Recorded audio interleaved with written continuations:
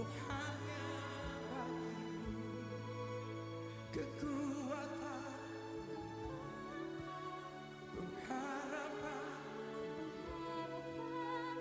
ku serahkan semua hanya bagi Yesus.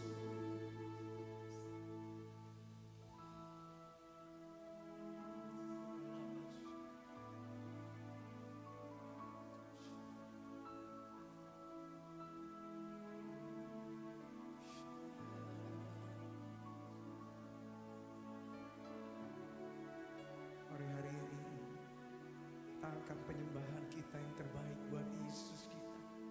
Angkat suaramu, kita sembah Dia. Thank you Jesus for your grace, for your love, for your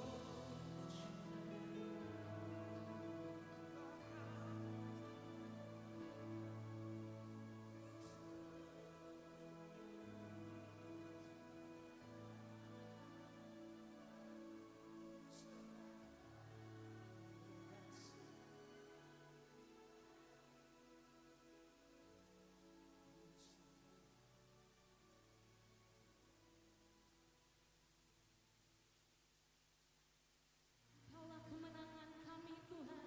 Sekali kasih tepuk tangan buat Tuhan Yesus.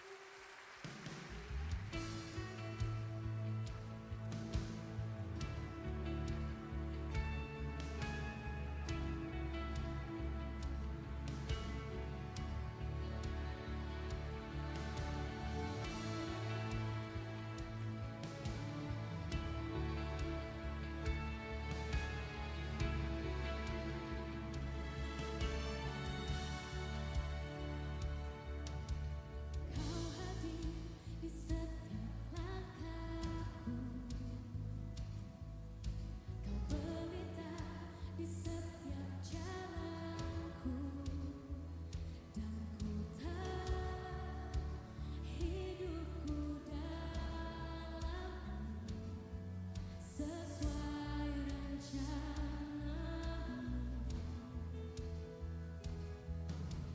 Dalam gelap tak akan ku ragu,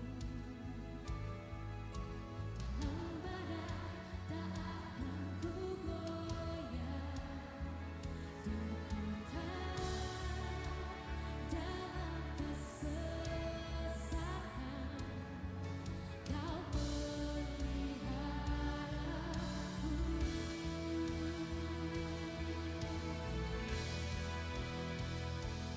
Ku berserah penuh, ku berserah penuh. Yesus Kaulah Tuhan, Kaulah kesempatanku. Ku berserah penuh, ku berserah penuh. Yesus Kaulah Tuhan, Kaulah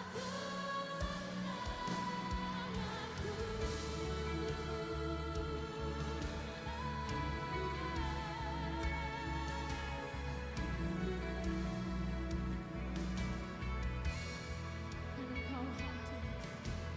Kau hadir di setiap langkahku. Kau pelita di setiap jalanku. Kami percaya Tuhan, hidupku dalam-Mu sesuai rencana-Mu. Dalam gelap tak akan ku ragu, dalam badai tak akan ku goyah, sebab ku tahu dalam kesesakan Kau peliharaku.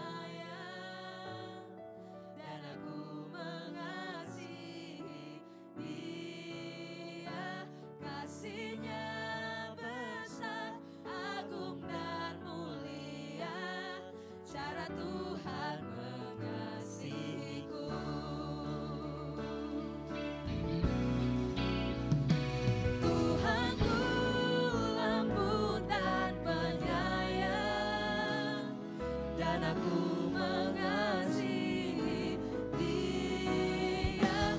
Kasih-Nya besar, agung dan mulia, cara Tuhan mengasihiku. Damai-Nya tetap besertaku, dan surgalah pengharapanku. Hidupku tentram, ku nikmati penuh cara Tuhan mengasihiku. Cara Tuhan mengasihiku. Cara Tuhan mengasihiku.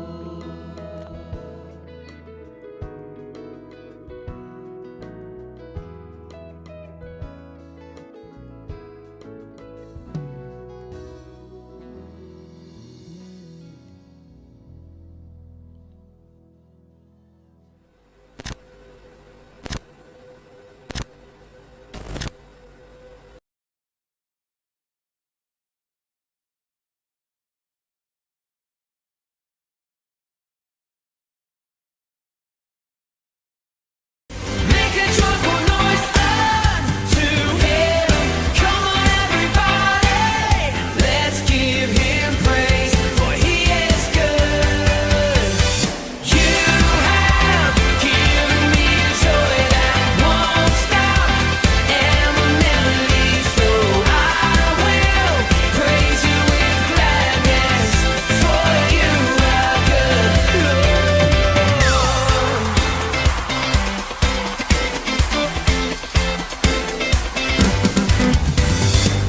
You took away my pain, you turned my Shalom, selamat datang di Gol Sisi. Gol Sisi adalah sebuah gereja komunitas yang tepat untuk belajar, memahami, dan bertumbuh dengan benar dalam Kristus.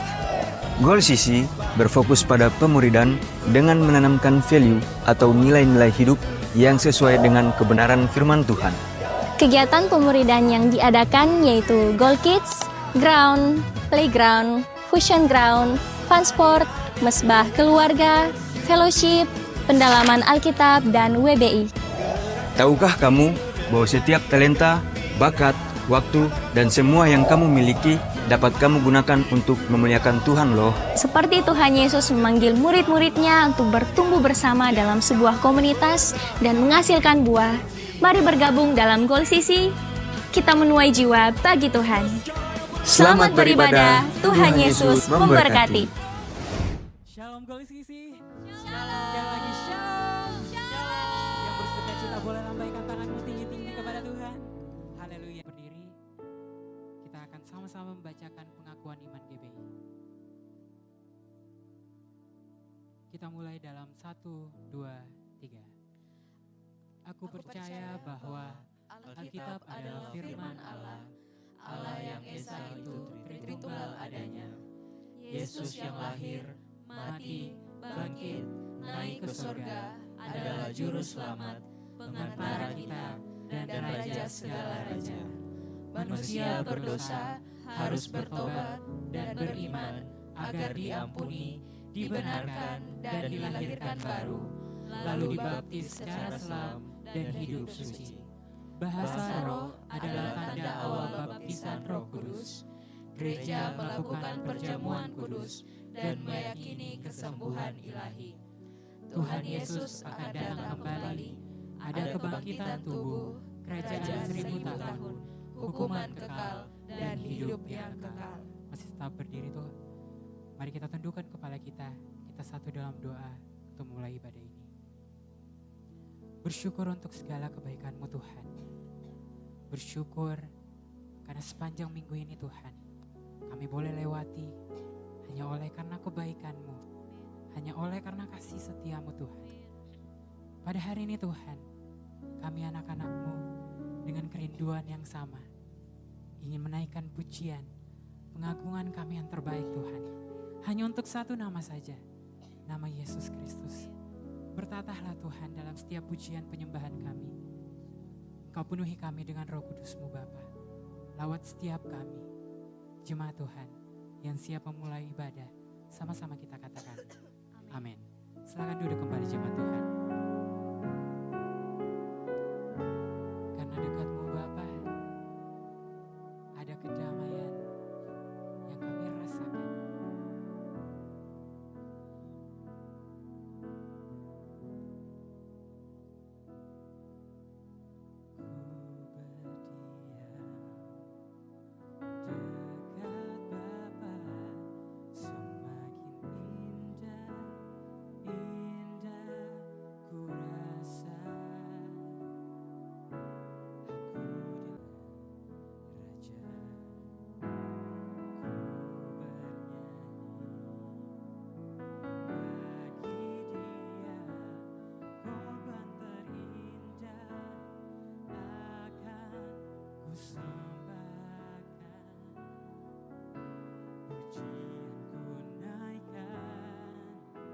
Jiwaku bersorak, aku diangkat semakin dekat dengan Bapa.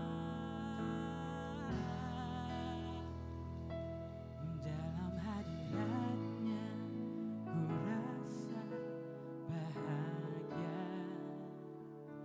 Dalam hadiratnya ada damai dan sejahtera.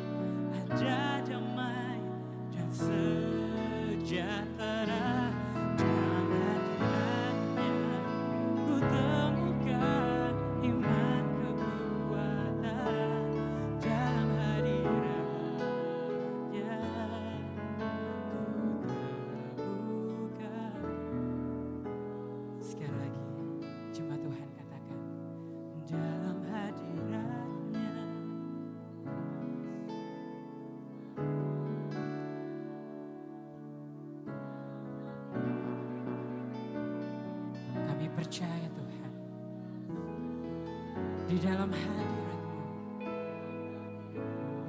Setiap kami menemukan iman kekuatan dalam hadirat-Nya.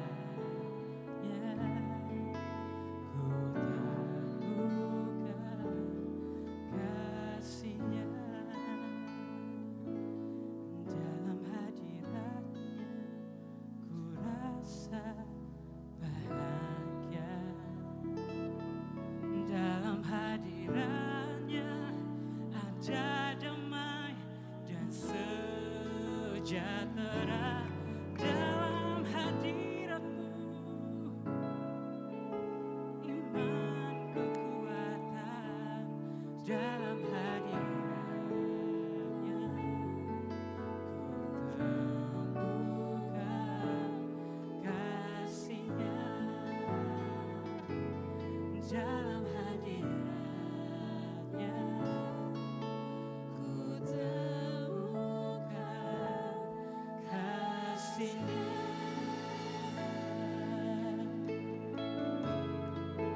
dalam hadirat-Mu. Ditemukan kasih-Mu Tuhan. Dalam hadirat-Mu Kami temukan wajah-Mu. ku Kekuatan yang baru. ada Damai saja ada kedamaian dalam hadirat Tuhan. Ada sukacita, damai sejati dari-Mu. Sepenuh segalanya yang kami berikan Tuhan. Kasih sekalian, andai hujan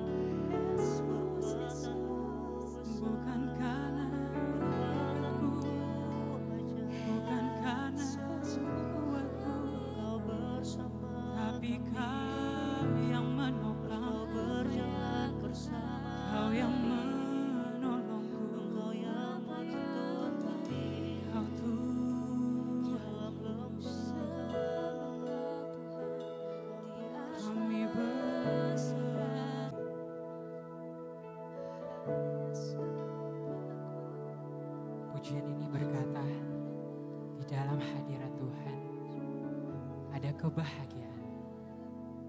Di dalam hadirat Tuhan ada damai sejahtera yang melingkupi setiap kita. Mari kita nyatakan pujian ini dengan iman kita. Dalam hadiratnya ku rasa bahagia. Dalam hadiratnya ada damai dan sejahtera. Dalam ku temukan kasih-Nya. Dalam hadiratnya ku rasa bahagia. Dalam hadiratnya. Dalam hadirat-Mu Tuhan, Ku temukan iman kekuatan dalam hadiratnya. Ku temukan kasih-Nya. angkat kedua tanganmu, katakan. Dalam hadiratnya ku rasa bahagia. Dalam hadiratnya ada damai dan sejahtera. Dalam hadiratnya ku temukan iman kekuatan. Dalam hadiratnya ku temukan kasih-Nya.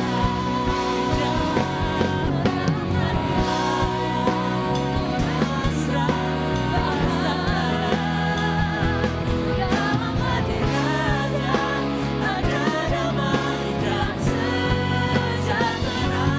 Dalam hadiratnya ku temukan iman kekuatan.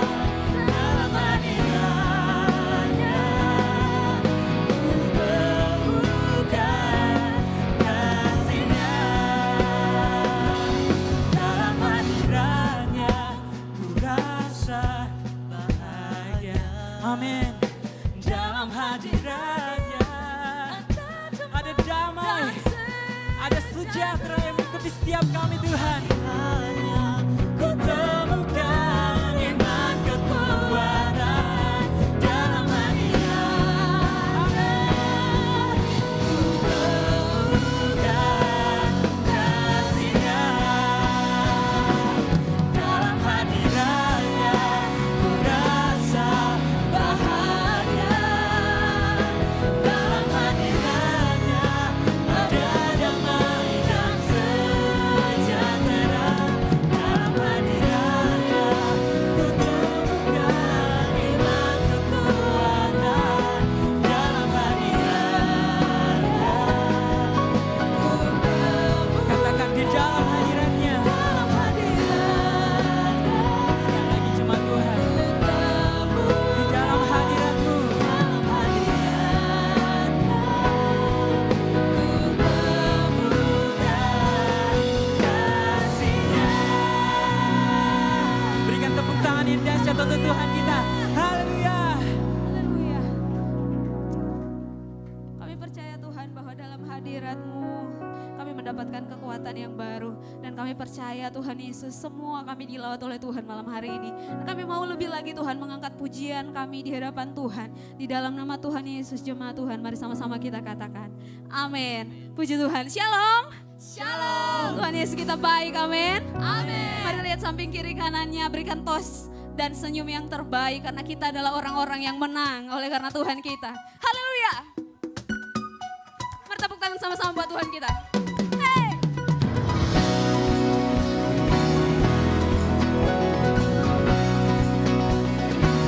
Sama-sama katakan. Hai segala bangsa dengarkanlah, angkat tanganmu puji Tuhan. Dalam gelap tetap berharap, sebab kuasa-Nya tak terbatas. Tanggalkan segala beban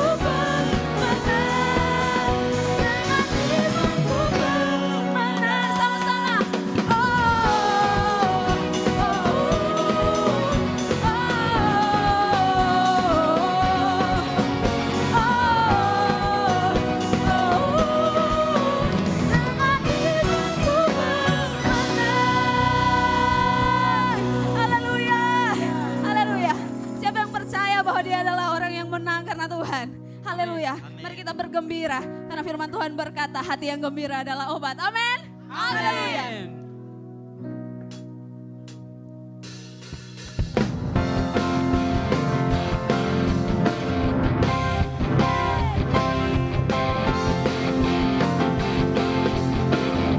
Sama-sama. Hati yang gembira adalah obat. Katakan. Hati obat, hati yang senang, hati semangat yang patah kering ketulan, hati yang gembira apa?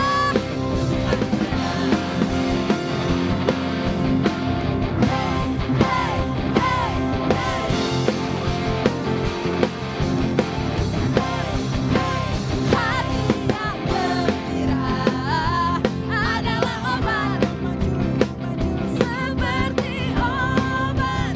Hati yang senang, hati semangat yang patah kering ketulan, hati yang gembira. Tuhan senang. Sama-sama nyanyikan pujian ini.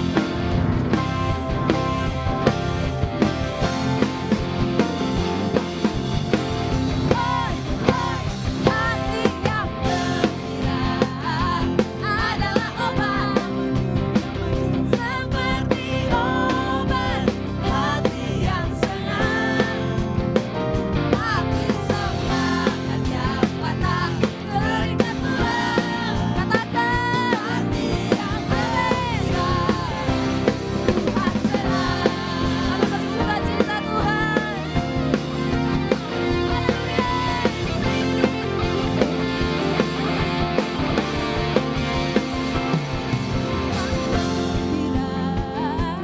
Adalah obat seperti obat. Hati yang senang. Mari lihat samping kiri kanan, katakan hati semangat yang apa? Gembira. Hati yang gembira. Saya percaya bisa lebih semangat lagi, katakan hati yang gembira adalah obat, seperti obat. Hati yang senang, hati semangat yang patah kering ketulan, hati yang gembira. Tuhan senang, hati yang gembira. Tuhan senang. Kali lagi, hati yang dengan keras katakan Tuhan senang.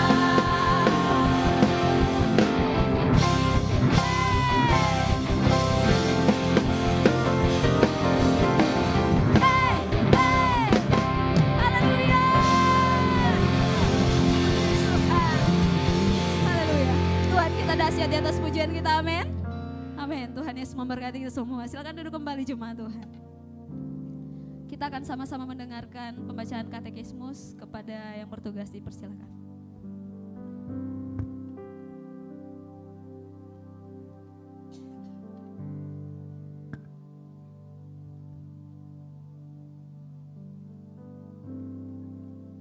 Pembacaan katekismus kita pada malam hari ini. Yang pertama, apakah yang dimaksud dengan istilah pemeliharaan Allah? Istilah pemeliharaan Allah menunjuk pada pemerintahan Allah, di mana Ia dengan segala hikmat dan kasih-Nya memperhatikan semua ciptaannya. Allah berkuasa atas segala sesuatu dan Ia mengarahkan semua ciptaannya di jagat raya ini, sehingga maksud dan tujuannya terlaksana.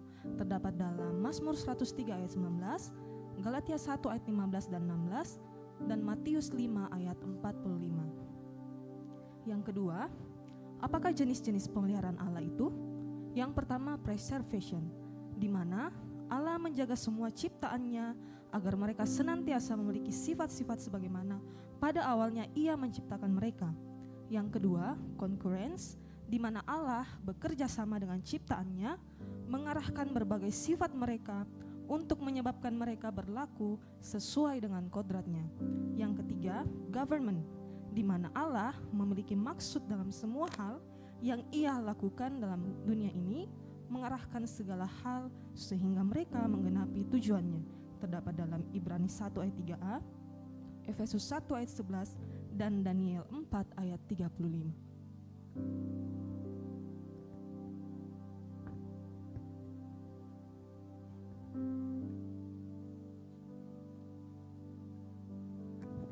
Tuhan ditinggikan, Tuhan diagungkan atas setiap pujian penyembahan kita.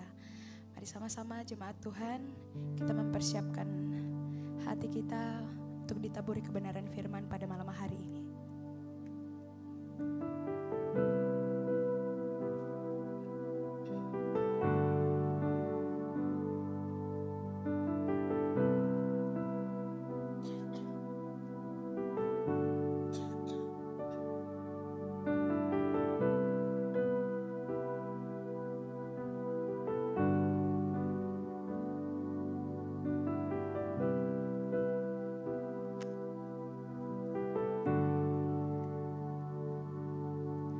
Saat ku berjalan dalam lembah kelam, ku percaya Kau selalu sertaku. Ku berdiri dalam seorang pun yang memperhatikanku seperti Kau.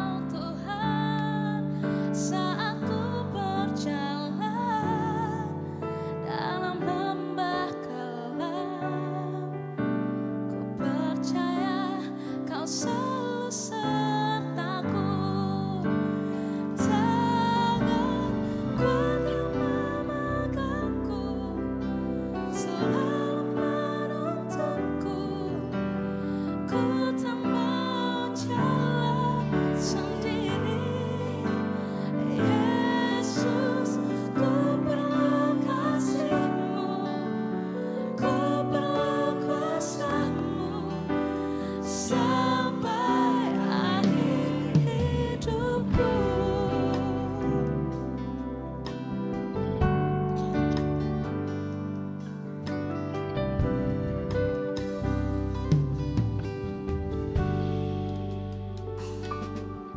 Saat ku sendiri, tiada seorang pun yang memperhatikanku seperti Kau, Tuhan.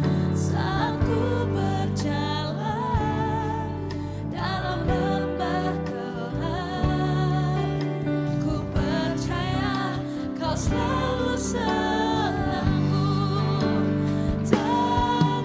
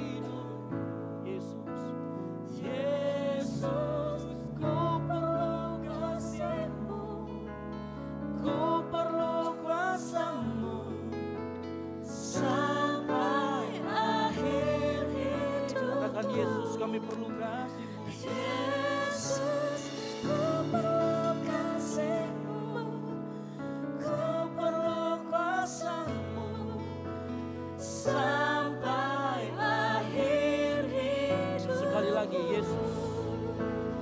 Yesus, ku perlu kasih-Mu, ku perlu kuasa-Mu, sampai akhir hidupku. Kasih tepuk tangan yang meriah buat Tuhan Yesus kita. Haleluya, haleluya, haleluya, haleluya. Ucapan syukur Bapa kami naikkan di hadirat-Mu karena Engkau baik buat kami malam hari ini Tuhan. Oleh karena itu malam hari ini kami mau serahkan kehidupan kami ke dalam tangan di hati-Mu. Urapi hamba-Mu yang akan memberitakan firman Tuhan. Biar isi hati Tuhan saja yang disampaikan malam hari ini. Tuhan juga tolong setiap jemaat, tutup bungkus dan kuasa Roh Kudus-Mu, sehingga saat firman Tuhan disampaikan, firman Tuhan itu tidak diambil oleh si jahat, dan firman itu dapat bertumbuh dengan subur, berbuah untuk kehidupan kami, sehingga kami semakin serupa dengan Kristus. Layakkan setiap kami Tuhan, layakkan setiap kami. Terima kasih Tuhan Yesus, Bapa di surga. Sementara kami akan mendengarkan firman Tuhan, pakai setiap kami Tuhan di tempat ini, untuk kami bisa konsentrasi. Di dalam nama Tuhan Yesus Kristus, kami ucap syukur dan berdoa. Yang siap mendengarkan firman Tuhan, sama-sama katakan, amin. Silakan duduk Bapak Saudara sekalian. Baik. Shalom. Sekali lagi, shalom yang semangat. Ya, puji Tuhan, puji dan penyembah Tuhan yang sudah luar biasa. Ya, mereka latihannya nggak main-main. Ya, jadi ya kalau latihan main-main pasti dimarahin kan begitu ya. Oke baik. Mari kita buka firman Tuhan. Malam hari ini kita akan belajar resolusi rajin. Tadi pagi kita sudah belajar di kitab Wahyu 2 dan di sana kita belajar mengenai bagaimana resolusi rajin. Yang pertama kita belajar bahwa Tuhan tahu. Adik-adikku sekalian, Bapak Saudara sekalian, ya, Tuhan tahu setiap apa yang kita lakukan. Rajin kita baik di depan layar, di belakang layar, ya, Tuhan tahu semuanya. Oleh karena itu yang rajin harus tetap rajin. Yang setuju katakan amin. Ya, itu yang pertama. Yang kedua tadi kita belajar di ibadah raya yang kedua, ya, bahwa dalam kehidupan kita selain rajin kita juga harus betul-betul bisa mau untuk bertumbuh di dalam Tuhan. Kita harus terus mau melayani di dalam Tuhan. Ya, tadi saya sampaikan di ibadah raya kedua bahwa pelayanan memang tidak terbatas hanya di 4 dinding ini. Pelayanan itu ada di tempat kampus kita juga, ada di tempat kerja kita juga. Tetapi gereja harus hadir untuk melatih jemaat Tuhan, untuk mau melayani dan siap melayani di mana saja. Yang setuju katakan amin. Makanya ibadah yang ketiga kita akan belajar lagi.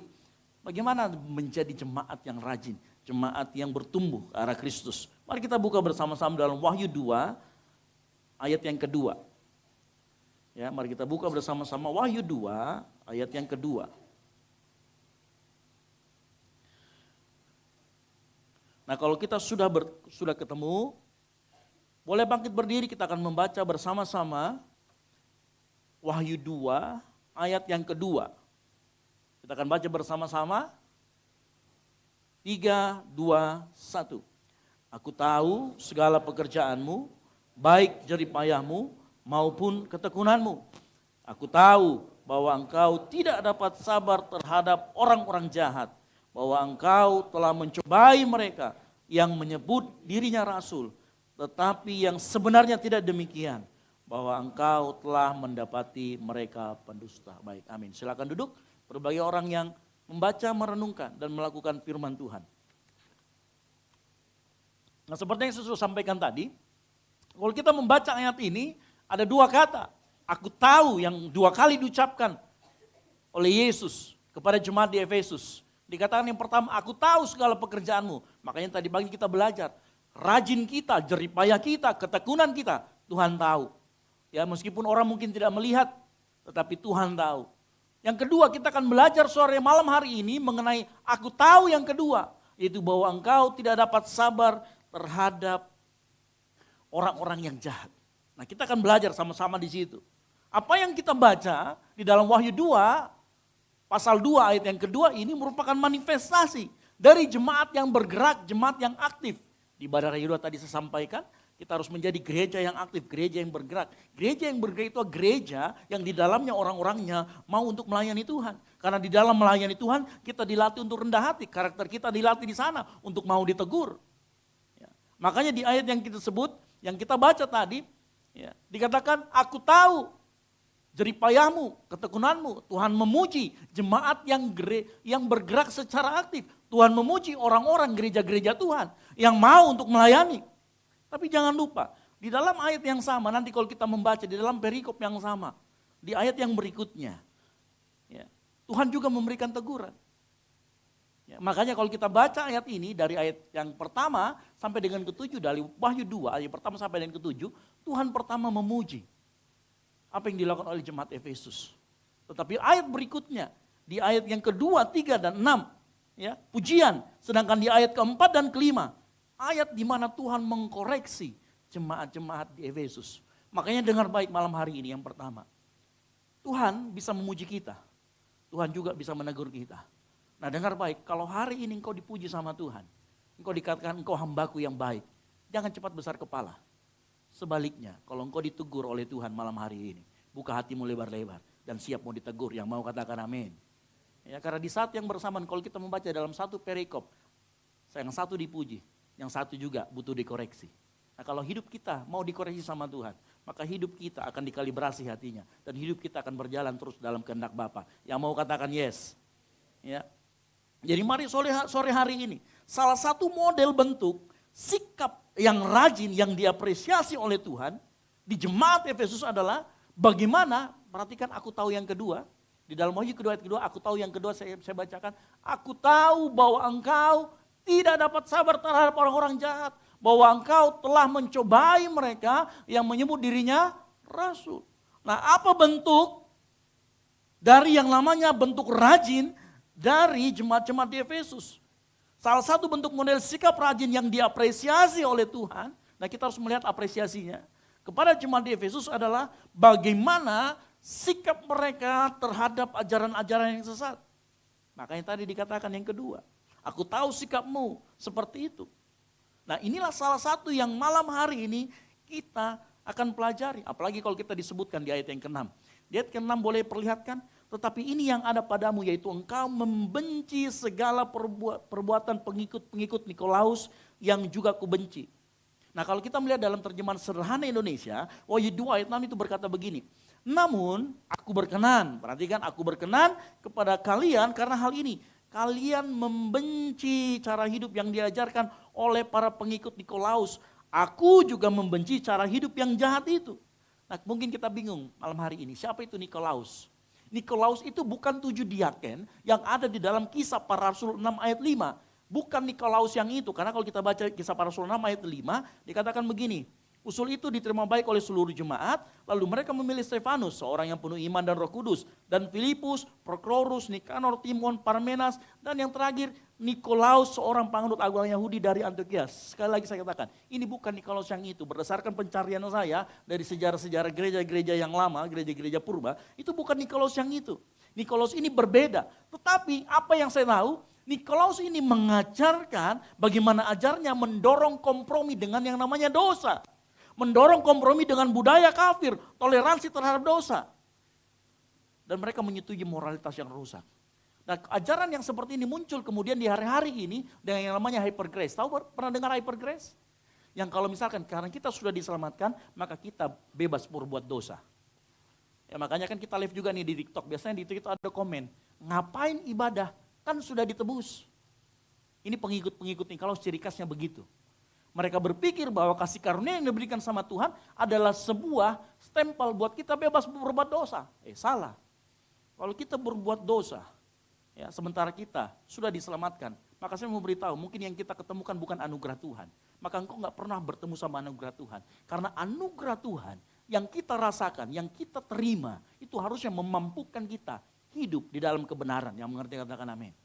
Harusnya kebenaran yang dimunculkan kepada kita, yang ada di depan kita, berani membuat kita hidup dalam kebenaran. Bukan akhirnya kita kompromi dengan dosa. Nah ini yang diajarkan sama Nikolaus.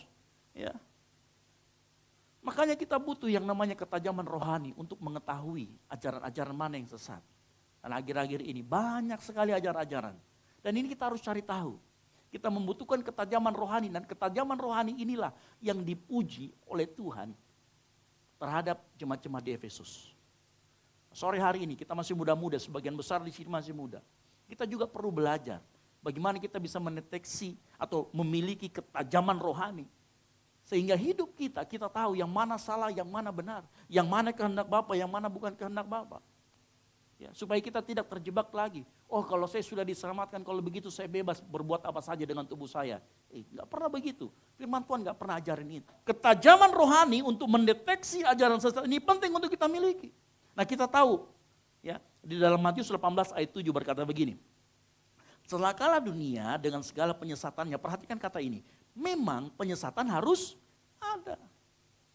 Nah, mengapa kita harus penting punya ketajaman rohani? Karena nanti akan tiba saatnya dan memang harus ada penyesatan, itu pasti ada. Firman Tuhan berkata, tetapi celakalah orang yang mengadakannya. Tapi faktanya adalah penyesatan pasti akan ada. Dan biasanya Bapak Saudara sekalian, penyesatan atau ajaran-ajaran sesat tidak datang dengan wajah yang buruk. Tidak datang dengan terang-terangan bertentangan dengan Alkitab. Kebalikannya. Ajaran sesat hari-hari ini datang dibungkus dengan kata-kata yang manis, dibungkus dengan kata-kata yang motivasi, tetapi mirip kebenaran, tapi itu bukan kebenaran. Kata-kata yang baik menekankan kemakmuran, menggantikan penderitaan sebagai ujian, menggantikan dengan kenyamanan dan pengalaman pribadi di atas kebenaran firman. Itu banyak akhir-akhir ini terjadi. Tahu pengalaman pribadi di atas firman? Ada seorang yang bersaksi, saya kemarin Tuhan kasih berkat. Saya pergi ke showroom mobil, saya tumpang tangan mobil, tiba-tiba besok ada orang belikan. Itu pengalaman pribadi di atas kebenaran. Besoknya ada orang-orang pergi di showroom betul-betulan, ditumpang tangan, dimarahi. Hati-hati, banyak sekali orang yang menjanjikan mengganti kenyamanan, penderitaan dengan kenyamanan. Itu bukan ajaran Kristus. Ya. Ada juga orang yang begitu menggeser pusat iman. Imannya harusnya kepada Kristus, tapi kemudian menjadi manusia, egosentris. Ini kita harus hati-hati. Ada banyak ajarannya seperti itu. Dia tidak datang dengan tiba-tiba ada Lucifer muncul di depan kita. Enggak. Kita bisa tertipu dengan melihat luarannya. Dan berakhir mengikuti jalan yang sesat. Oleh karena itu malam hari ini kita akan belajar. Bagaimana memiliki ketajaman rohani. Sebelum kita sampai ke situ, apa itu ketajaman rohani? Nah, ketajaman rohani adalah kemampuan kita orang percaya yang harus dilatih. Sama-sama katakan dilatih. Dan dibentuk oleh apa? Oleh firman Tuhan dan bimbingan Roh Kudus. Kenapa harus firman Tuhan? Karena kita percaya otoritas tertinggi dalam hidup kita adalah firman Tuhan. Yang mengerti katakan amin. Dan yang kedua, ada bimbingan Roh Kudus. Makanya Yesus menjanjikan kepada kita, pada saat aku naik ke surga aku akan memberikan penolong yang lain, yaitu Roh Kudus. Makanya kita perlu dua ini untuk kita memiliki yang namanya kepekaan atau ketajaman rohani. Yang pertama, kemampuan orang percaya yang dilatih dan dibentuk oleh firman dan bimbingan Roh Kudus. Untuk apa? Yang pertama, untuk membedakan mana yang benar dan mana yang salah secara doktrin maupun moral. Karena banyak ajaran di luar sana yang seperti itu. Pernah dengar orang yang ngomong begini? Ada seorang pendeta dulu yang bertato banyak. Sering muncul di res IG kita atau di res TikTok kita, dia ngomong semua orang pasti masuk surga karena Tuhan itu kasih. Tidak mungkin Tuhan akan membiarkan orang yang begitu baik seperti kamu masuk ke dalam surga, masuk ke neraka. Ada yang pernah dengar begitu? Ya, ini terlihat benar secara moral, tetapi salah secara doktrin. Kenapa? Ajaran ini dia menyangkal keunikan Kristus. Dia menyangkal Kristus sebagai satu-satunya jalan kebenaran dan hidup. Bukankah firman Tuhan dalam Yohanes 14 ayat 6 berkata, akulah jalan dan kebenaran dan hidup. Tidak ada seorang pun yang datang kepada Bapa kalau tidak melalui siapa? Yesus. Ya. Tapi orang ini mengajarkan, saya tidak akan mungkin percaya sama Tuhan yang menghukum orang baik seperti kamu. Ada yang seperti itu, ingat ya. Atau pernah ada orang yang, ajaran yang berkata begini, tanda bahwa Tuhan menyertai hidupmu adalah kamu sukses dan diberkati. Halo? Ada yang pernah dengar begitu? Padahal saya mau kasih tahu, standar sukses dunia dan standar sukses Tuhan itu jauh berbeda. Dunia memandang kesuksesan melalui jabatan, pangkat. Lu udah berduit atau belum, udah kerja atau belum, tapi Tuhan tidak memandang itu. Buat Tuhan, pangkat, jabatan, kekayaan itu cuma bonus. Bonus kalau kita melakukan kehendak Bapa. Jadi apa kita perlu membedakan? Mengapa kita perlu ketajaman rohani agar kita dapat membedakan yang benar dan salah. Yang kedua, mengapa kita membutuhkan ketajaman rohani? Ketajaman rohani, kemampuan untuk mengenali motivasi tersembunyi di balik pengajaran atau tindakan. Jadi ini bukan hanya mendeteksi doktrin, mendeteksi apa, tetapi juga mendeteksi apa motivasi seorang mengajarkan hal tersebut. Pernah dengar hamba Tuhan yang sering berkata begini? Tuhan bicara kepada saya, nanti malam, cepat segera transfer. Pernah ada yang pendeta begitu? Segera transfer sebelum jam sekian. Tuhan bicara sama saya. Dia selalu menggunakan itu. Kita harus berhati-hati sama hamba Tuhan yang sering melakukan hal seperti itu. Karena ini juga yang dilakukan oleh pengajar sesat. Untuk apa? Dia mau untuk mengontrol emosi kita. Dia mau mengontrol kita supaya apa? Memanipulasi kita supaya nggak bisa dibantah. Siapa yang berani bilang kalau saya bilang, ini Tuhan yang ngomong loh ya. Pasti kita sudah keder duluan, sudah takut duluan. Halo? Makanya kita perlu belajar ketajaman rohani. Supaya kita tidak gampang dimanipulasi. Pernah juga dengar hamba Tuhan? Punya kaget-kagetan. Begitu dikasih, kayak investasi. Nah kalau Timothy Ronald ini. Ya. Kalau engkau memberi, Tuhan akan berikan 100 kali lipat. Itu juga ajaran-ajaran yang enggak benar. Kita juga butuh ketajaman rohani untuk apa? Merespon suatu isu atau ajaran dengan hikmat dan kebenaran. Bukan berdasarkan emosi atau budaya. Nah tadi kita harus bisa ajaran sesat kita harus tahu motivasinya apa. Ini sesat secara doktrinal atau tidak. Moralnya bagaimana, motivasinya bagaimana. Yang ketiga, kenapa kita butuh ketajaman rohani? Supaya kita bisa merespon isu atau ajaran dengan hikmat dan kebenaran. Bukan sekedar emosi. Hari-hari ini di medsos, ya, di media sosial, ada perdebatan yang menurut saya enggak banget sih. Ini saya rasa ada agenda-agenda khusus yang mau memecah belah bangsa. Ada perdebatan antara Kristen, Protestan dan saudara kita dari Katolik. Saling tuduh, saling ini. Kalau baca komennya, ada lagi sekarang namanya katrom lah, ada lagi apalah. Protestot lah, gak karu-karuan bahasanya. Nah kita bagaimana kita bisa merespon itu? Padahal harusnya kita harus bisa melihat secara mendalam. Bukan sekedar kemudian ikut-ikutan komen di sana. Ya. Ikut-ikutan nimbrung, sok-sok tahu kemudian. Apalagi sekarang ini di online-online, coba kalau lihat, kalau ada promo begini, belajar Alkitab gratis. Hati-hati. Pernah dengar yang namanya Shincheonji? Ya, dari K-pop, dari Korea. Gereja Shincheonji. Ya, yang didirikan oleh Lee Man-hee, bukan Lee Min-ho ya. Lee Man-hee. Pernah dengar? Dia menyatakan bahwa dialah Mesias. Nah, terus dia bilang gini, semua pengikut gerejanya hanya itu yang akan diselamatkan. Itu banyak. Dan kalau kita buka relasi, kalau kita misalkan klik itu dan nomor WhatsApp kita masuk ke dalam, pasti dihubungin. Itu gereja-gereja dari Shincheonji dari Korea. Suatu kali kalau kita masih ingat, dulu di gereja kita pernah datang opa-opa Korea 2 orang.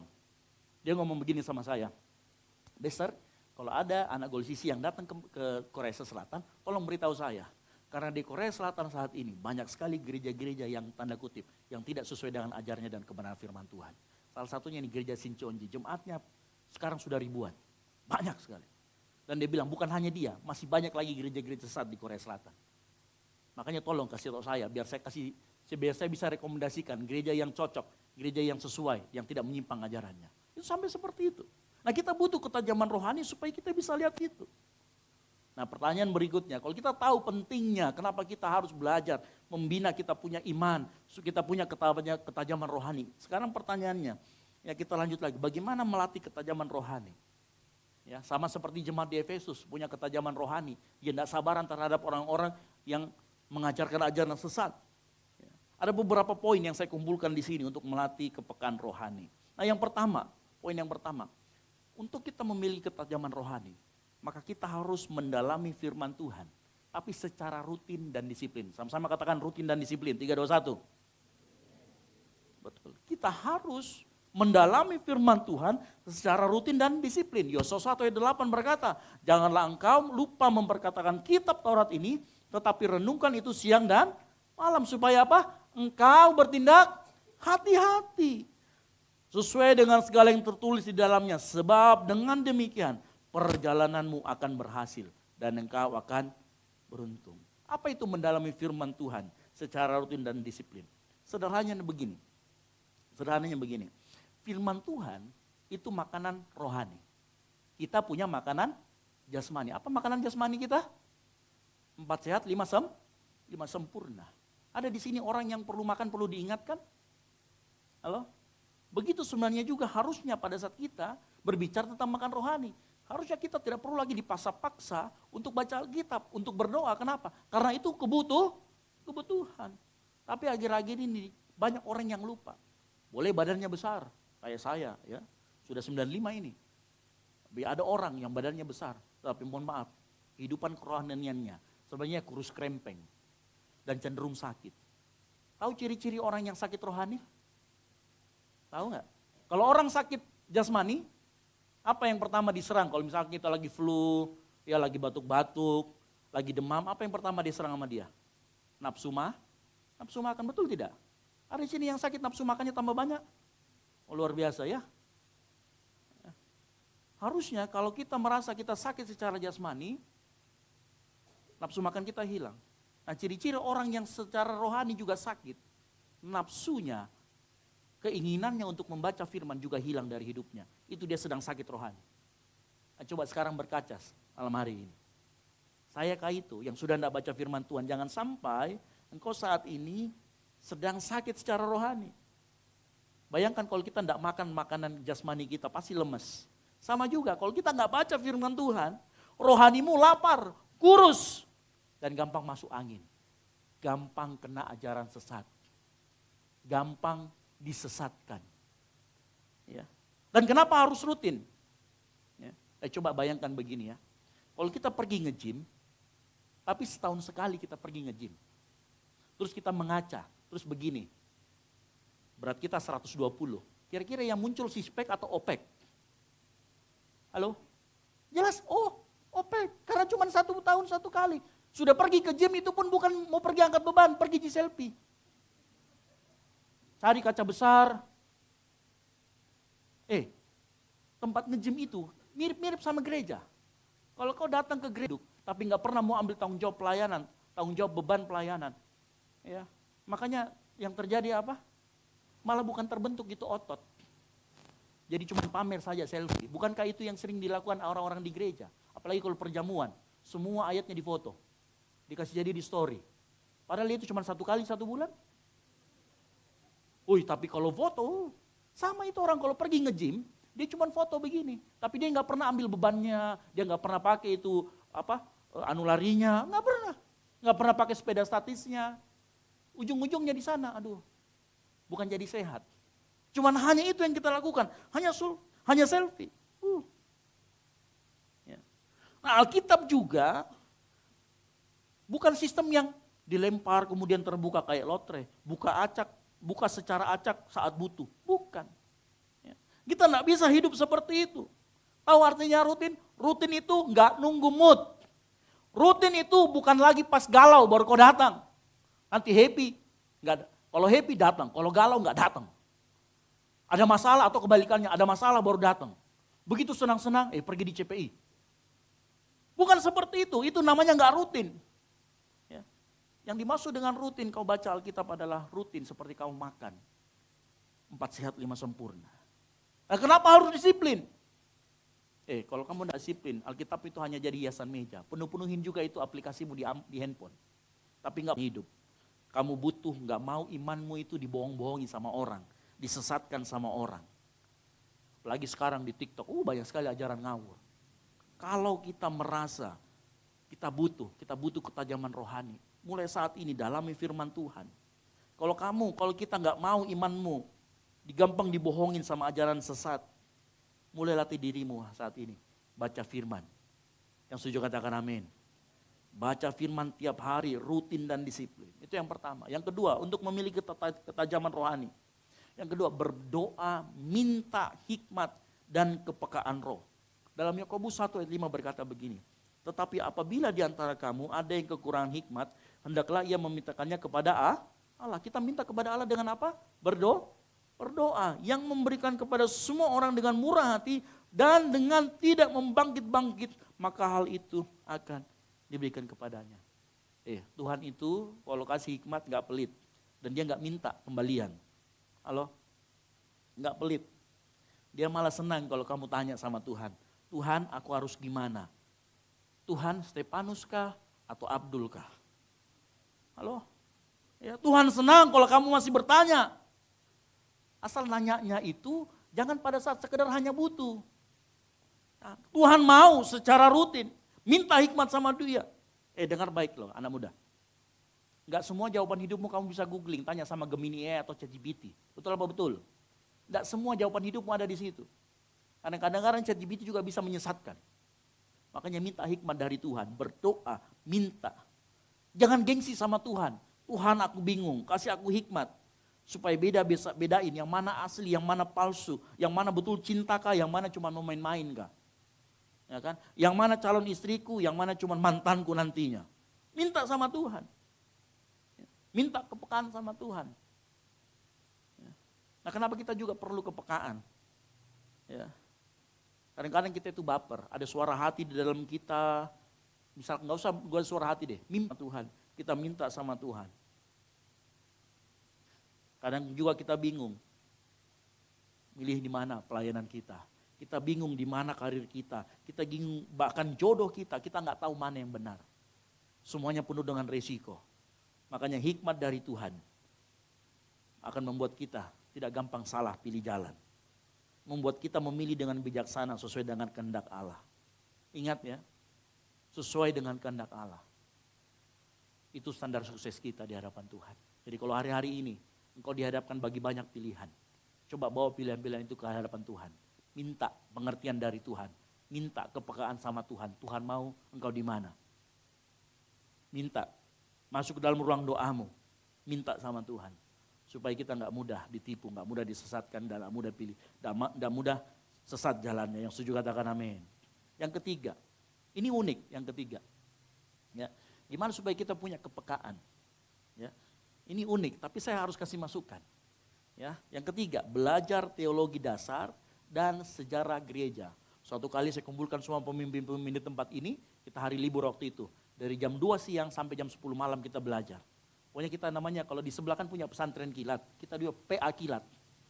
Jadi semua mengenai dasar-dasar gereja kita ajarin semuanya. Ada yang kebagian membahas sejarah gereja, ada yang kebagian, pokoknya ada yang berdoa gini, moga-moga gak dapat Tritunggal, moga-moga gak dapat, dia dapat Tritunggal. Disuruh membahas. Kita adakan itu supaya apa? Walaupun kau bukan belajar, walaupun bukan mau jadi pendeta, walaupun bukan jadi teolog, tapi engkau perlu belajar. Ya. Karena dalam 1 Petrus 3 ayat 15 berkata begini dalam terjemahan Sederhana Indonesia. Dalam keadaan itu tinggikanlah Allah sebagai penguasa penuh dalam hidupmu, titik. Dan hendaklah setiap kalian selalu siap menjawab orang-orang yang bertanya. Bertanyanya apa? Kenapa kamu masih berharap kepada Yesus? Itu pertanyaan tentang iman. Ya, tetapi hendaklah kamu menjawab dengan lemah lembut dan dengan rasa hormat. Kalau kita tidak belajar, kita mau jawab apa? Halo? Hari-hari ini kita itu sering dipertanyakan. Beberapa hari yang lalu, minggu yang lalu, ada salah seorang anak muda di tempat ini, dia sering cooking ministry. Saya tidak sebut namanya, dia bilang begini, Kak saya lagi magang Kak di tempat. Suatu kali dia ditanya sama bapak-bapak, dan pertanyaan yang muncul dia bilang gini, kenapa kamu menyembah manusia? Pertanggungjawaban. Halo? Terus ditanya, kenapa ini Alkitabmu ada kontradiksinya? Di sini ayatnya bilang begini, di sini begini. Oh, dia bilang, saya ini Kak akhirnya cuman ketawa-ketawa saja, cuman hahehe. Itu terus dia nanya sama saya, terus itu bagaimana Kak jawabannya? Aduh. Walaupun kita tidak jadi pendeta, setidaknya kita harus belajar, yang setuju katakan amin. Teologi dasar itu tidak buat kau jadi profesor rohani. Tidak jadi kau langsung edis TV, tidak. Belajar saja hal-hal yang basic, yang standar, biar kita nggak gampang dibego-begoin, yang setuju katakan amin. Ya. Ada loh, hati-hati. Semua agama sama saja. Harus tahu jawabnya bagaimana. Ya. Ada. Oh, Yesus itu bukan Tuhan, dia itu cuma nabi biasa sama seperti yang lainnya. Ada juga harus tahu jawabnya. Ya. Ada juga yang mengajarkan, ya. Asal kamu baik, kamu pasti masuk surga. Ada juga yang seperti itu mengajarkan. Ada yang mengajarkan lagi, Yesus itu bukan Allah sepenuhnya. Dia itu Allah yang kedua, ada yang besar lagi namanya Bapa. Oh, ada yang ajaran begitu. Ya. Tadi saya sudah ceritakan, di TikTok itu ada yang sering nanya, ngapain ibadah? Kan sudah ditebus. Ayo bagaimana jawabnya? Kalau kita nggak punya kepekaan rohani, kita nggak belajar teologi-teologi dasar, sejarah gereja, gampang disesatkan. Ya, perlu belajar sejarah gereja supaya kita mengerti gereja mula-mula seperti apa. Tapi belajarnya jangan cuma satu kiblat. Di dalam kekristenan ada banyak aliran. Nah, kita perlu belajar semuanya. Ya, supaya kita bisa memilah, supaya kita bisa mengerti, bukan saling menjelek-jelekkan. Contoh misalkan, belajarlah bagaimana gereja-gereja ortodoks punya ritus-ritus. Bagaimana teman-teman kita saudara-saudara Katolik. Ya, mengapa dia kemudian ada deuterokanonikanya, kita nggak ada.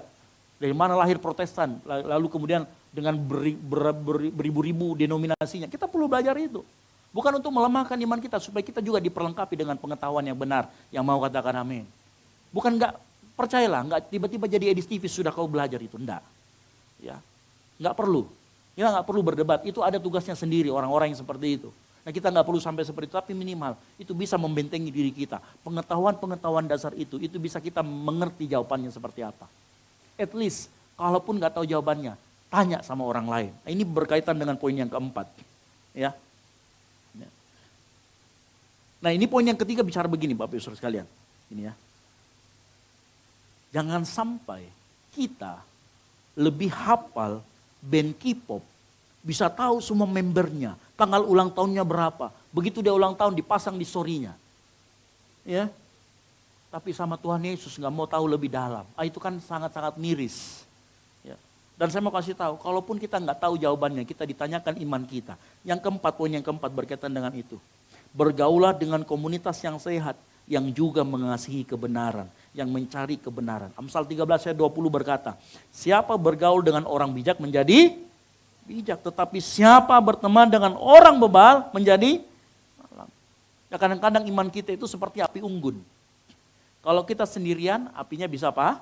Padam. Tapi kalau kamu kumpul sama orang-orang yang menyala buat Tuhan, engkau juga akan menyala. Yang setuju katakan amin.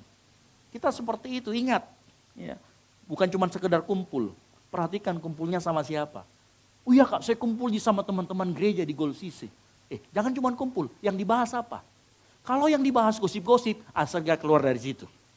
Kalau yang dibahas cuma masalah K-pop, keluar juga dari situ. Ya.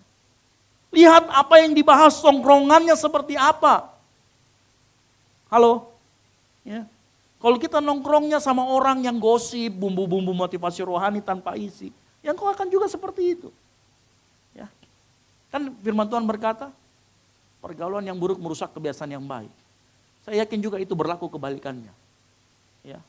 Pergaulan yang baik bisa memperbaiki kelakuan yang buruk. Halo? Makanya lihat dengan siapa kita bergaul. Di tempat ini kita banyak ground-ground. Masuk ke dalam ground-ground.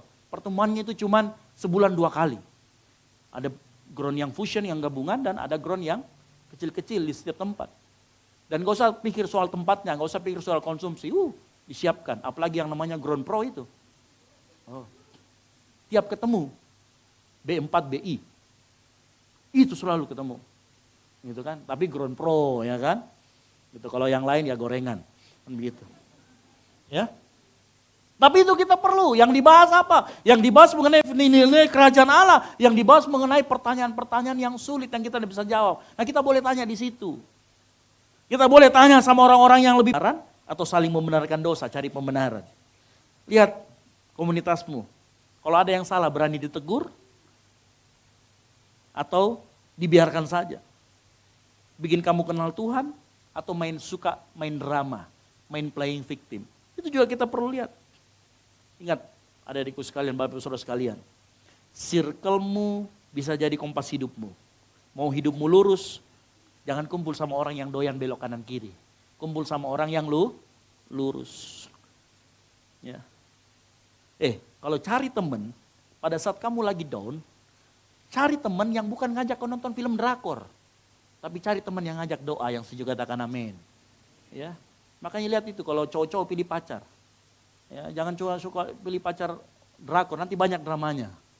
Ya, cari pacar itu yang suka datang ke gereja, yang suka berdoa. Jam 2, tapi disuruh baca firman, bahas firman. 5 menit tidur. Ya, itu. Berkumpullah sama orang-orang yang memiliki komunitas yang mengasihi kebenaran. Yang kelima, gimana kita mau supaya kita punya ketajaman rohani.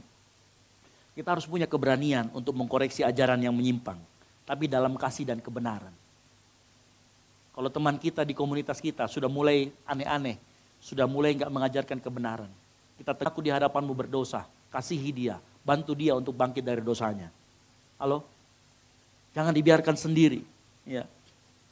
Mengatakan langsung kepada orangnya, tatap muka, mengasihi dengan kasih. Engkau boleh, kalau Alkitab berkata tegur dengan di mata dua orang. Kalau nggak bisa, ya tegur lagi sampai dia mau. Kalau nggak bisa lagi baru umumkan di jemaat. Itu cara firman Tuhan. Ya. Koreksi yang sehat itu bukan nyindir lewat IG, karena IG dilihat ribuan orang. Ya, jangan suka-suka sindir temanmu itu lewat IG, lewat story. Apalagi sok-sok di hide dalam dia. Baru temannya yang lain lihat, dia lapor sama kau, nah tulis kau. Jangan juga jadi kompor-kompornya. Nah sindir kau ini dok, nah sindir kau, saya tahu Ji. Kau kan inisial H, namamu Naftali. Lebih salah lagi, kompor-kompor, hati-hati. Ya, saya mendorong kalau mau tegur orang jangan lewat story, yang setuju katakan amin. Yang lihat itu puluhan orang, ribuan orang. Jangan biasakan seperti itu. Kalau misalkan pun gak berani negur, dia orang senior, cari yang lebih senior daripada dia, ngomong sama dia. Cari pembina rohani yang bisa kasih tahu dia. Itu caranya yang benar. Jangan dimasukin di story. Ya. Ada juga, ya, berani. Begitu edis TV di situ, woi ikut tongi komen-komen, hahaha, begini, ikut tong komen di situ, baru tidak tahu apa-apa. Ya itu namanya berani konyol. Tiba-tiba akunnya diserang, ya kan? Dibully juga dia habis-habisan, mati nih. Apa ini? Ya. Halo? Ya. Mengkoreksi dengan kasih. Ngobrol dengan personal penuh kasih. Firman Tuhan harus jadi dasarnya, bukan katanya. Woi katanya ini begini kok, bukan. Tapi katanya ke Esra, jangan pakai nama-nama saya ya. Pergi jual-jual nama saya. Ya. Ya. Saya masih ingat suatu kali, ada seorang pendeta, mungkin kenal, dia sering nongol, namanya coba cari nanti, Albert Kurniawan. Dia seorang apologet, lumayan ada nama di medsos. Suatu kali dia pernah ngajarin begini. Siapa yang dia bilang gini. Firman tuh makanya saya kurang setuju dengan yang katanya gini. Perbuatan lebih keras berkata daripada kata-kata. Nah, begitu dia ngomong begitu. Ya kan? Makanya orang bisa memberitakan Injil lewat apa? Lewat kata-kata. Saya DM dia. Pak, tolong jangan membandingkan hal yang baik satu dengan hal yang lainnya. Ya kan? Memberikan teladan. Itu memang lebih keras berkata daripada kita cuma ngomong. Betul atau betul? Ya. Tetapi jangan bandingkan itu dengan kemudian kita harus ngomong terus. Memberitakan Injil dengan mulut. Tidak harus diperbandingkan seperti itu. Saya tegur begitu, tapi saya DM. Saya nggak tulis di story saya, langsung saya bilang ini pendeta agak kurang ajar. Karena dia membandingkan. Saya nggak begitu. Saya tegur dia DM. Dan puji Tuhannya, beberapa saat dia kemudian balas. Terima kasih Pak, karena sudah mengingatkan. Ya, menegur dia. Itu. Lalu kemudian ya sudah. Nggak ada apa-apa lagi. Karena dia menerima teguran. Dan kita juga harus berani seperti itu kalau kita ditegur. Ya. Bisa jadi orang bisa salah. Tapi karena itu fase hidupnya. Dia perlu belajar lebih lagi. Suatu kali seorang yang terkenal namanya Ibu Rita Wayu. Saya sering antar dia. Dia sering cerita begini. Boleh lihat. Kan dia blognya itu mulai dari tahun 2000. Saya mulai baca 2006. Kalau membaca blognya dia mulai dari tahun 2000. Dia seorang apologet juga. Tapi tulisannya semakin hari semakin kesini dia semakin dewasa. Dia sendiri mengakui dulu waktu saya masih muda. Saya sering menyerang. Saya sering membabi buta menulisnya. Tapi begitu dia ke arah-arah sini dia mulai dewasa menulis. Nah itu yang dimaksud dibilang. Ada orang yang butuh belajar.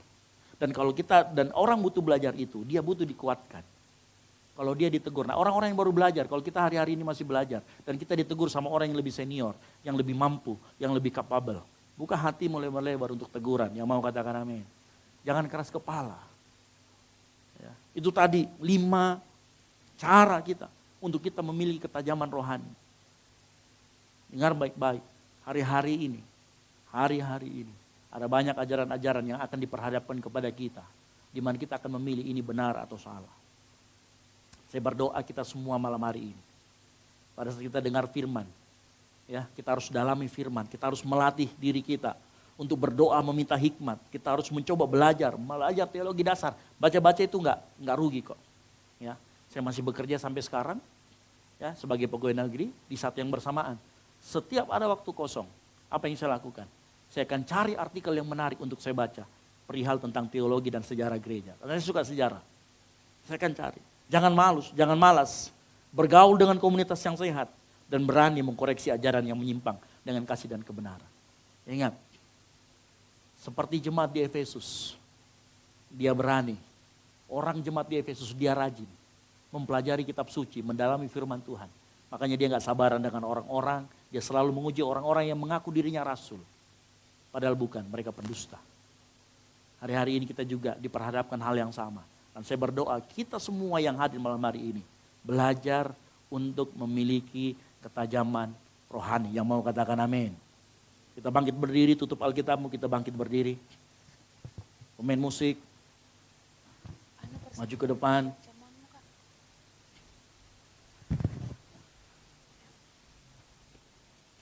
Saya yakin dan percaya, hari-hari ini kita butuh Tuhan pegang erat tangan kita. Karena ada banyak pilihan di luar sana. Dan mungkin hanya sedikit pilihan yang menunjukkan atau membuat kita hidup dalam kebenaran. Nah, kita butuh tangan Tuhan yang memegang kita, yang setuju katakan amin. Kita butuh anugerah Tuhan untuk kita dapat berjalan. Supaya kita tidak mudah tersesatkan. Semoga kita tidak mudah diombang-ambingkan dengan berbagai macam pengajaran.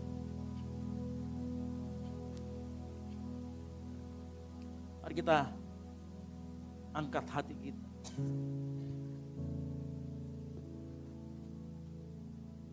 Yesus pegang erat tanganku, ku tak dapat hidup di luar kasih-Mu, Bapa. Jangan tinggalkan aku, Engkau Allah selama ku hidup. Kita nyanyikan pujian ini dari awal lagi.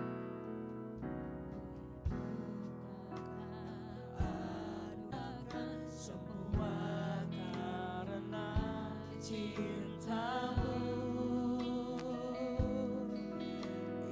Ini hidupku, pimpin jalanku. Katakan kasih-Mu. Kasih-Mu mengubah hidupku. Kau memilihku. Ini hidupku,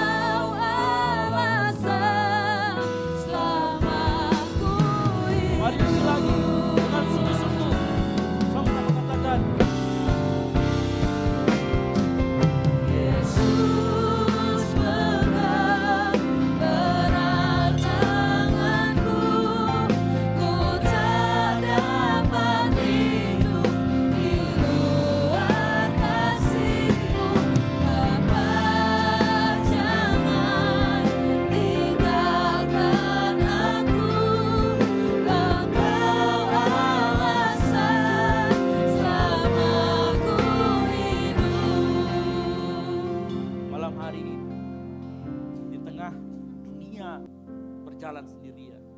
Tidak masalah. Kami berjalan dalam lembah kekelaman asalkan Kau beserta dengan kami. Karena kami tahu Kau Allah yang mengasihi kami. Kau Allah yang selalu menyertai kami. Malam hari ini juga kita mau peringati apa yang sudah Tuhan Yesus lakukan 2000 tahun lalu di atas kayu salib. Dia berkorban untuk kita. Dia mati buat kita agar kita menang. Mari siapkan hatimu tetap dalam sikap menyembah.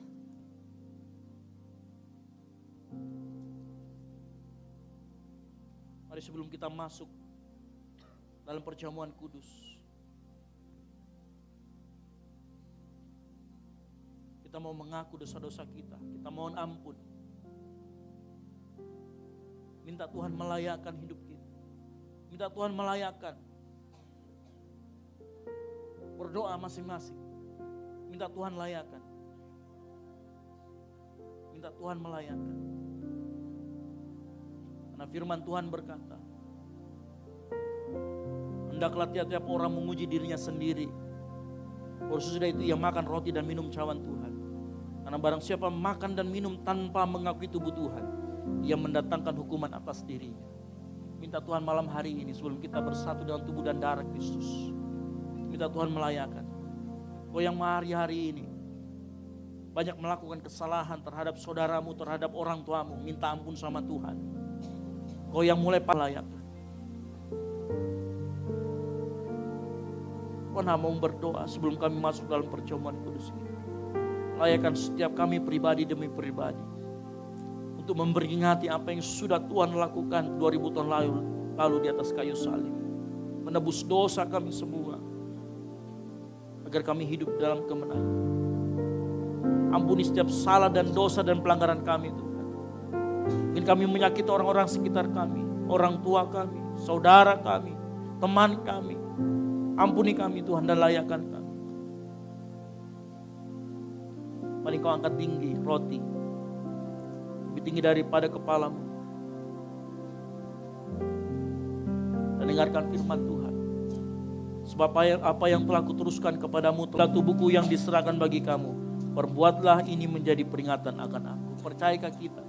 Roti yang ada di tangan kita adalah bukti persekutuan kita dengan tubuh Kristus yang telah mati untuk menebus kita semua.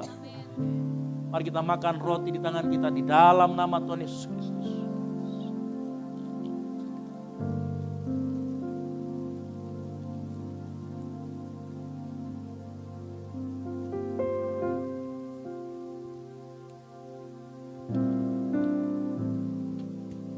Siapkan cawan. Angkat tinggi lebih dari kepalamu. Siap untuk bersekutu dengan darah Kristus. Dengarkan firman Tuhan. Demikian juga ia mengambil cawan sesudah makan, lalu berkata, cawan ini adalah perjanjian baru yang dimateraikan oleh darahku. Perbuatlah ini setiap kali kamu meminumnya menjadi peringatan akan aku. Percayakah kita? Cawan yang ada di tangan kita adalah darah Kristus yang dicurahkan untuk pengampunan dosa kita. Mari kita minum bersama-sama dalam nama Tuhan Yesus Kristus.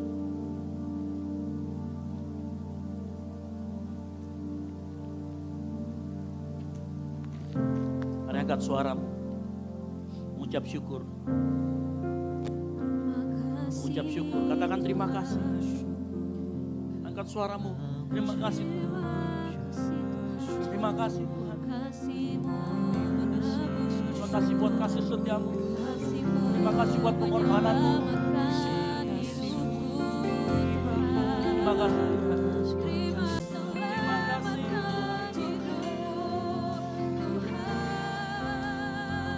Amin. Terima kasih. Oh, terima kasih. Terima kasih buat pengorbananmu.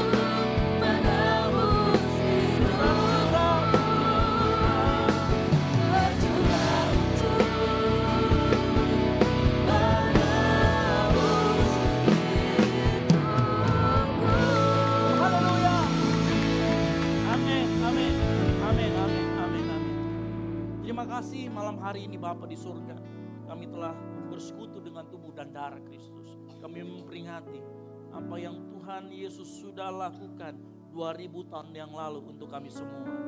Kami yakin dan percaya Tuhan, pengorbananmu tidak sia-sia.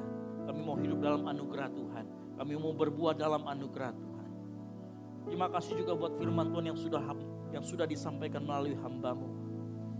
Kami meyakin dan percaya firman Tuhan itu tidak hanya mampir, tetapi juga bertumbuh, subur dan berbuah dalam kehidupan anak-anak. Roh Kudus akan terus mengingatkan akan firman Tuhan yang disampaikan malam hari ini. Terima kasih Tuhan. Kami yakin kami pulang tidak sama lagi. Amin. Hati kami dikalibrasi kembali. Hati kami disegarkan kembali dan kami kembali ditegur. Terima kasih Tuhan, terima kasih Bapa di surga. Ini yang menjadi doa kami, sambut sempurnakan. Dan biar kehendak-Mu yang jadi dalam kehidupan kami. Di dalam nama Tuhan Yesus Kristus yang diberkati oleh Tuhan. Sama-sama katakan, amin. Baik, silakan duduk, Tuhan Yesus berkati. Puji Tuhan, saya percaya kita semua diberkati dengan kebenaran firman Tuhan malam hari ini, amin. Yang diberkati Tuhan, mari lambaikan tangan buat Tuhan kita. Tuhan Yesus dahsyat. Dan tiba saatnya kita akan memberikan persembahan kita. Di depan kursi jemaat Tuhan sekalian ada 2 amplop. Amplop yang pertama untuk operasional pastori dan amplop yang kedua untuk kas gereja. Untuk informasi lebih lanjut di depan dalam pelayanan kita di Natal berkaitan dengan dana Natal yang mungkin belum mengambil kertas janji iman, di situ ada kertas janji iman, jadi jemaat Tuhan bisa mengambil kertas janji iman pada saat memberikan persembahan, dan nanti kalau sudah menulisnya bisa kembalikan kepada saya, atau mungkin sudah membawa janji iman bisa juga diserahkan kepada saya dan akan dicatat. Mungkin itu saja informasi mengenai persembahan kita dan janji iman. Mari kita angkat ampi hamba-Mu yang menjadi penyambung lidah-Mu malam hari ini. Dan tiba saatnya Tuhan kami mau memberikan persembahan. Biar apa yang kami berikan ini berkenan kepada Tuhan. Dan biarlah persembahan kami dapat dipergunakan dengan baik Tuhan untuk pelayanan-Mu di tempat ini. Dan nama Tuhan semakin dimuliakan. Terima kasih Bapa. Di dalam nama Tuhan Yesus kami siap memberi dengan ucapan syukur. Haleluya. Amin. Persembahan akan dijalankan dari sebelah kiri saya, lalu bagian tengah dan selanjutnya sebelah kanan. Tuhan Yesus memberkati, selamat memberi.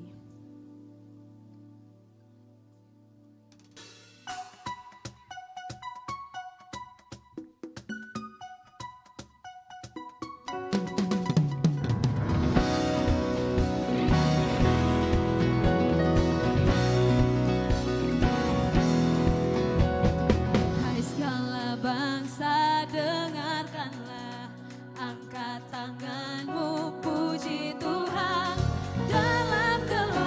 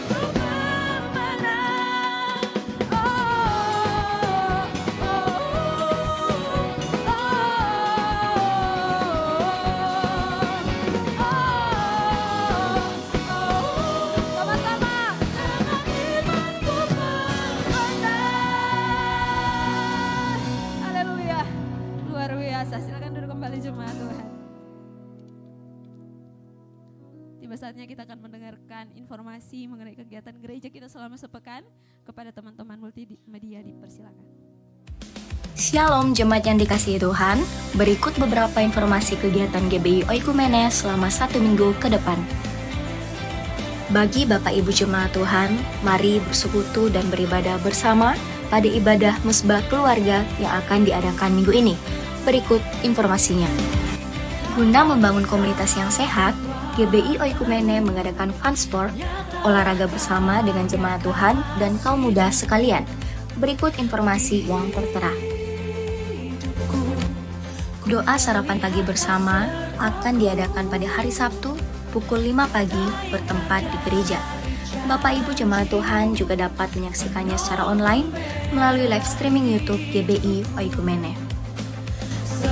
Doa pelayan dan puasa akan diadakan pada hari Sabtu pukul 6 sore bertempat di gereja.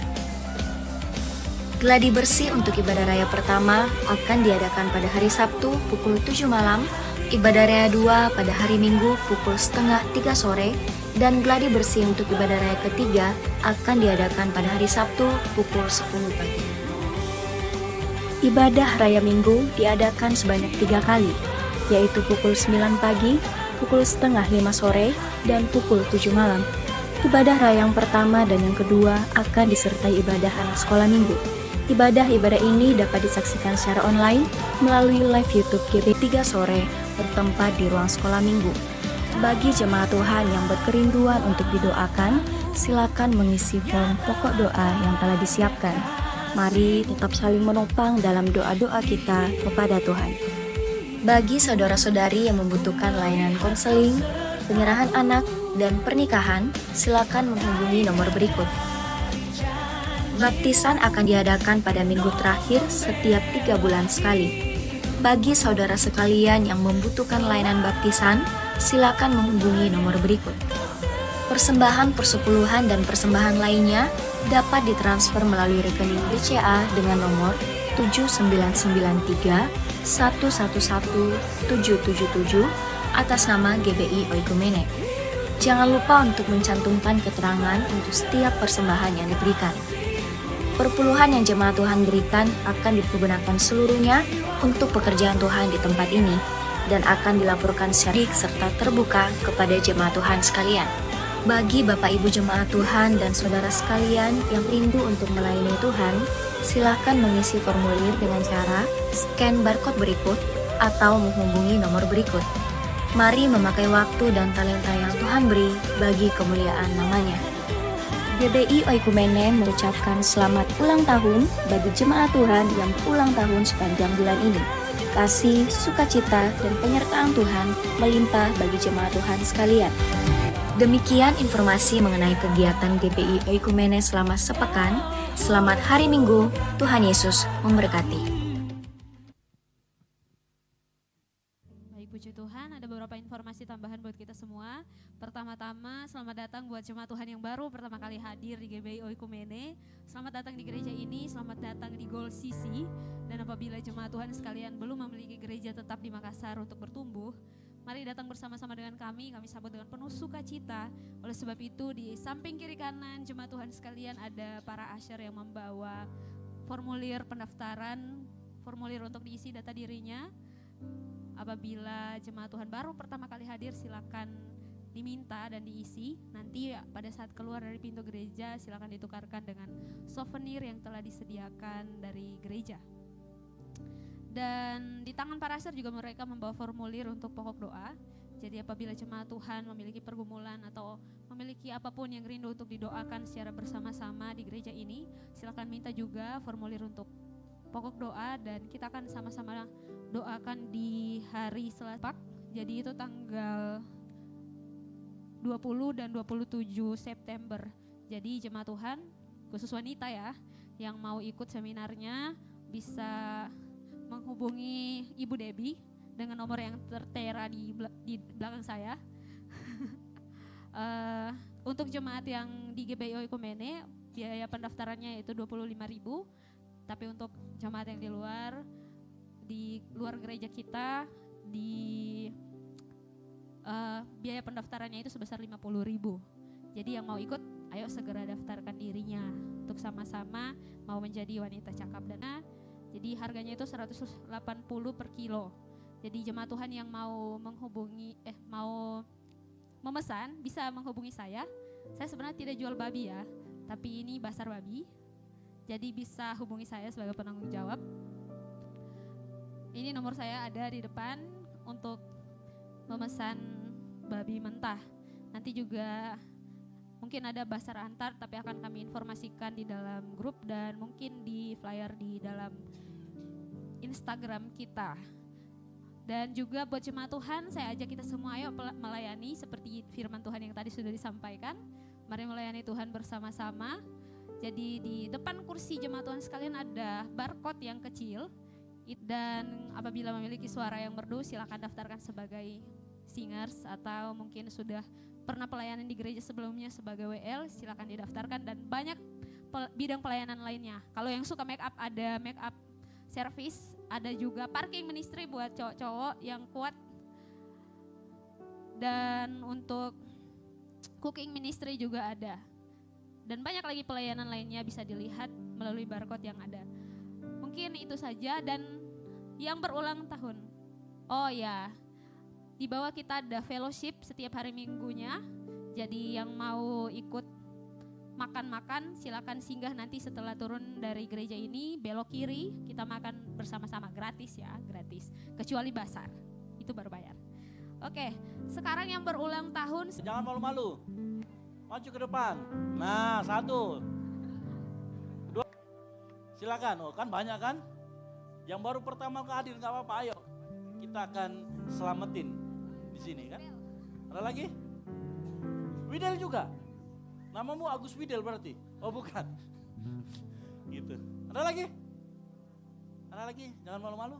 Oke, kalau nggak ada, ayo kita angkat tangan kita arahkan ke teman-teman kita yang berulang tahun. Bapa di surga, kami mengucap syukur buat rekan-rekan kami yang berulang tahun. Kami yakin dan percaya di usianya yang baru. Anugerah Tuhan ada dalam hidupnya, baik dalam pekerjaan, dalam kuliah. Dalam segala pergumulan hidupnya, Tuhan akan ada terus menolong. Tangan Tuhan akan sanggup menolong. Apa yang diinginkan oleh hatinya anak-anak-Mu Tuhan, apa yang menjadi kerinduannya, Tuhan dengar dan Tuhan lihat. Dan biarlah kehendak Tuhan yang jadi. Umur panjang ada di tangan kananmu, kekayaan hormat ada di tangan kiri. Anugerah Tuhan berjalan di depanmu. Di dalam nama Tuhan Yesus Kristus, kami ucap syukur dan berdoa. Yang percaya sama-sama katakan, amin. Umur panjang di tangan kanan, di tangan kiri ada kekayaan dan kehormatan sampai selamanya. Umur panjang di tangan kanan, di tangan kiri ada kekayaan dan kehormatan sampai selamanya, sampai selamanya. Ya, terakhir ya, di tempat ini setelah ibadah kita selalu ada fellowship di bawah. Nah, fellowshipnya itu kita makan bersama. Jadi saya harap semuanya yang baru pertama kali hadir maupun yang sudah jemaat lama di tempat ini, ayo nimbrung di bawah kita ngobrol-ngobrol dulu. Yang mau katakan amin. Amin. Ya, ditunggu ya, kalau begitu di bawah nanti harus ramai. Baik, sekali lagi tepuk tangan buat kemuliaan nama Tuhan. Haleluya. Puji Tuhan. Tiba saatnya kita akan mengakhiri rangkaian ibadah kita pada malam hari ini. Saya persilakan jemaat Tuhan untuk berdiri.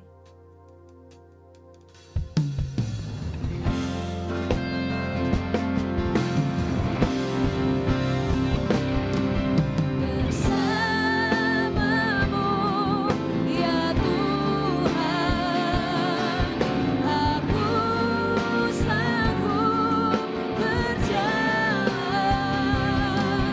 Dengan sayap-Mu ku kan terbang tinggi.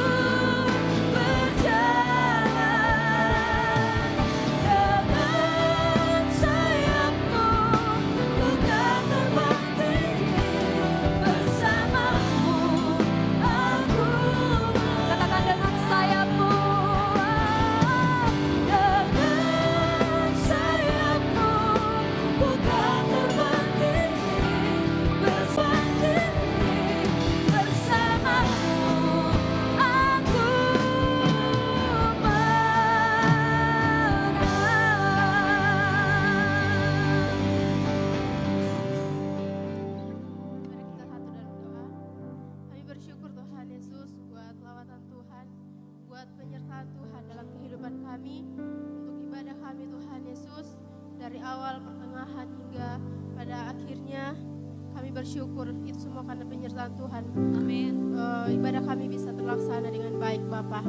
Terima kasih Tuhan Yesus, terima kasih Bapa. Kami bersyukur untuk firman Tuhan yang telah disampaikan kepada. Terima kasih Tuhan Yesus, terima kasih Bapa. Berdoa untuk hamba-Mu yang telah menyampaikan kebenaran firman Tuhan. Berkati selalu Tuhan Yesus, dimanapun hamba-Mu melayani. Engkau terus berada di sisinya Tuhan Yesus. Dan Engkau menyertai, memberkati Bapa, berikan hikmat yang sampai pada Tuhan Allah untuk terus menyampaikan kebenaran firman Tuhan kepada setiap umat-umat-Mu Bapa. Terima kasih Tuhan Yesus, terima kasih Bapa yang baik. Kami juga mau berdoa Bapa untuk setiap anak-anak-Mu, para pelayan Tuhan yang mengambil bagian pada malam hari ini. Kau berkati mereka Tuhan Yesus, apapun bentuk pelayanan yang telah diambil pada malam hari ini. Engkau memberkati mereka Tuhan Yesus. Tambahkan lagi Tuhan Yesus talenta-talenta yang Tuhan Allah sudah percayakan kepada mereka Bapa, agar apapun Tuhan Yesus kami datang tempat ini Tuhan, kami menyembah Engkau Tuhan Yesus. Kiranya penyembahan kami Tuhan dapat berkenan di hadapan-Mu Bapa. Terima kasih Bapa, kami juga berdoa Tuhan Yesus untuk jemaat Tuhan yang belum sempat hadir pada malam hari ini Tuhan Yesus. Kau berkati mereka Bapa dalam aktivitas mereka Tuhan Yesus. Apapun yang mereka lakukan, apapun yang mereka kerjakan Tuhan Yesus. Tuhan Allah, ada penyertaan Tuhan yang terus nyata dalam kehidupan mereka. Tuhan, berkati mereka Tuhan Yesus. Jamah mereka dalam nama Tuhan Yesus. Penyembuhan terjadi atas umat-umat-Mu yang mengalami kesakitan Bapa. Terima kasih Bapa. Berdoa juga Tuhan Yesus untuk jemaat Tuhan yang belum sempat hadir karena pekerjaan mereka, karena aktivitas mereka Tuhan Yesus. Berkati setiap mereka Tuhan Yesus. Perlindungan Tuhan, penyertaan Tuhan akan terus nyata dalam kehidupan mereka Bapa. Terima kasih Bapa, terima kasih Tuhan Yesus. Kami juga mau berdoa Tuhan Yesus untuk setiap jemaat Tuhan yang menyaksikan ibadah ini secara online Bapa. Kami berdoa untuk mereka Tuhan Yesus. Apapun bentuk pergumulan yang mereka rasakan pada hari ini Tuhan, Tuhan Yesus sendiri yang menjadi penghiburan untuk mereka. Tuhan Yesus sendiri yang akan terus menyertai kehidupan mereka. Berkat Tuhan terus melimpah untuk kehidupan mereka Tuhan Yesus. Terima kasih Bapa yang baik, terima kasih Tuhan Yesus. Kami juga mau berdoa Tuhan Yesus untuk bangsa kami Bapa, bangsa Indonesia Tuhan. Kami serahkan ke dalam tangan-Mu Tuhan Yesus, bangsa kami Bapa. Biarlah Bapak Presiden bahkan beserta jajarannya Tuhan Yesus, bahkan setiap pemimpin sampai ke pelosok Tuhan, kami serahkan ke dalam tangan-Mu Tuhan Yesus. Penyertaan Tuhan, hikmat yang saya pada Tuhan Allah akan terus menyertai mereka Bapa, agar mereka bisa memimpin bangsa kami dengan baik Tuhan Yesus. Dan kami berdoa Tuhan Yesus agar bangsa kami Bapa, bangsa yang takut akan Tuhan, banyak jiwa yang dimenangkan untuk kemuliaan nama Tuhan di bangsa kami Bapa. Kami serahkan ke dalam tangan-Mu Tuhan Yesus setiap gereja-gereja Tuhan Yesus yang ada di bangsa kami Bapa. Pakai setiap umat-umat-Mu Tuhan Yesus yang banyak pertobatan Tuhan Yesus terjadi dalam kota kami. Secara khusus juga Tuhan Yesus buat gereja kami di tempat ini Bapa. Biarlah gereja kami Tuhan Yesus GBI Kumine di tempat ini Bapa dapat menjadi berkat Tuhan Yesus.